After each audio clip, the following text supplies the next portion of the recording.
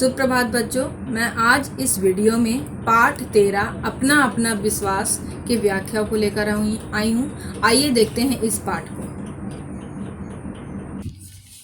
सबसे पहले इस पाठ के जो लेखक हैं वो एक विदेशी लेखक हैं, लियो टॉल्स्टॉय। इसके बारे में पहले जानते हैं कि इनका जन्म 19वीं सदी के सर्वाधिक सम्मानित लेखकों में से एक हैं।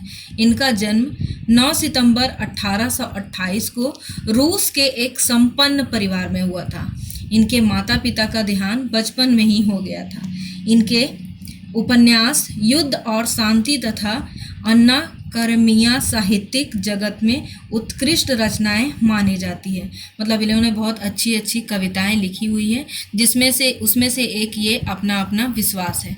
आइए देखते हैं इसका प्रारंभ। पहले हम लोग देखते हैं कि एक कस्बे के समुद्री तट पर एक कॉफ़ी हाउस था। बताया जाता है कि एक समुद्र का किनारा था और वहाँ पर एक कॉफ़ी हाउस था और वहाँ पर देश और विदेश से कई जो सैलानी थे, यात्री थे, वो आकर वहाँ रुकते थे और वहाँ पर जलपान किया करते थे, नाश्ता किया करते थे और उसके बाद वो अपने काम के लिए निकल जाते थे। एक बार पारसी धर्म का एक धर्मोपदेशक एक कॉफ़ी हाउस में रुका। उसके साथ एक अफ्रीकी गुलाम भी था। बताया जाता है कि यहाँ पर आके एक रुकते हैं जिसमें कॉफ़ी हाउस में जलपान मतलब नाश्ता होता है। जलपान करने के बाद उसने गुलाम से पूछा, यहाँ जो आए हुए थे धर्मोपदेशक, वो अपने गुलाम से पूछते हैं कि क्या तुम बता सकते हो खुदा क्या है। जब यह बोलते हैं तो जो उनका गुलाम था वो तुरंत उसके पास एक तलवार थी, जो अपने म्यान से निकालते हुए, जो तलवार जिसमें रखते हैं उसको म्यान कहते हैं, तो उससे वहाँ से निकालते हुए कहते हैं कि यह है मेरा खुदा, यह हर वक्त मेरी हिफाजत करता है।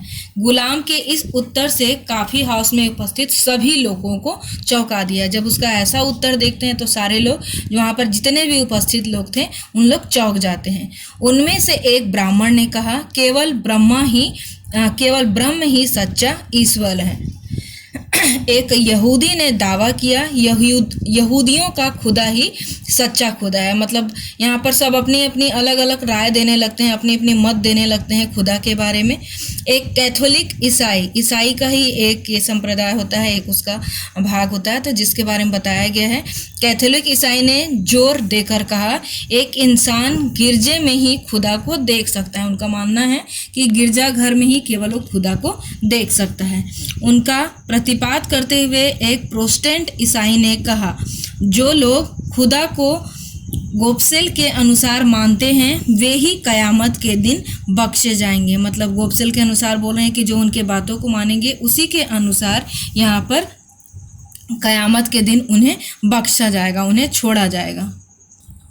वहाँ पर उसी कॉफ़ी हाउस में एक तुर्क भी था। तो वह एक तुर्क ने कहा, शरीयत के अनुसार कोई बुत खुदा नहीं हो सकता। बुत यहाँ पर मूर्ति को बोला गया है। तो उसके अनुसार वह बोलता है इस्लामी कानून, शरीयत का मतलब इस्लामी कानून होता है। तो उनके अनुसार वह बोलता है कि कोई भी मूर्ति खुदा नहीं हो सकता।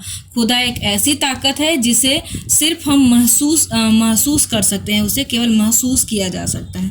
इसका मतलब यह है कि हर व्यक्ति ने अपने अपने विश्वास के अनुसार कहना शुरू कर दिया। यहाँ पर लेखक बताते हैं कि उस कॉफ़ी हाउस में जितने भी व्यक्ति रहते हैं सभी ने अपना अपना मत ईश्वर के बारे में देने लगते हैं। लेकिन चीन के सुप्रसिद्ध दार्शनिक कन्फ्यूशस का एक शिष्य कॉफ़ी हाउस के एक कोने में बैठा उसका सबकी बातें चुपचाप सुन रहा था। ये एक सुधारक व्यक्ति है, कन्फ्यूशस का बोला गया है। तो उसका एक शिष्य भी वहाँ पर कॉफ़ी हाउस में बैठा रहता है, जो इन सब की बातों को सुनता रहता है। यहाँ पर देखिए, जब लोगों की दृष्टि उस पर पड़ी तो सबने उससे प्रार्थना की कि वह भी इस विषय पर अपने विचार बताएं। मतलब वह बताता है, बाकी लोग जब देखते हैं कि इतने बड़े सुधारक का यहाँ पर शिष्य बैठा हुआ है, तो वह भी उसे ईश्वर के बारे में अपनी राय देने के लिए कहते हैं, अपनी मत देने के लिए कहते हैं। चीनी दार्शनिक ने अपने आंखें बंद की और थोड़ी देर के लिए कुछ सोचने लगा। फिर आंखें खोलकर अपने हाथों के आस्तीनों से बाहर निकलते हुए उसने सबको समझाया, बंधुओं, मुझे तो ऐसा लगता है कि हर आदमी का अपना एक विश्वास होता है और यह जरूरी नहीं कि एक का विश्वास दूसरे के विश्वास से मेल खाता हो। अगर आप ध्यान से सुने तो मैं आपको एक छोटी सी कहानी सुनाऊंगा जो शायद इस विषय पर कुछ प्रकाश डाल सके। जब सारे लोग इसके शिष्य से आग्रह करते हैं तो वो अभी उसके बारे में कहते हैं और वहाँ पर एक वो कहानी सुनाते हैं। मैं चीन से इंग्लैंड के एक जहाज में सवार हुआ था। यह जहाज दुनिया का चक्कर काटकर यहाँ आया था। हमें कुछ साफ और ताजे पानी की ज़रूरत थी, इसलिए हमारा जहाज सुमात्रा के समुद्र तट पर कुछ देर के लिए रुका था। कुछ यात्री जहाज से उतरकर समुद्र के किनारे नारियल के पेड़ों के साए में मतलब छाए में आकर लेट गए।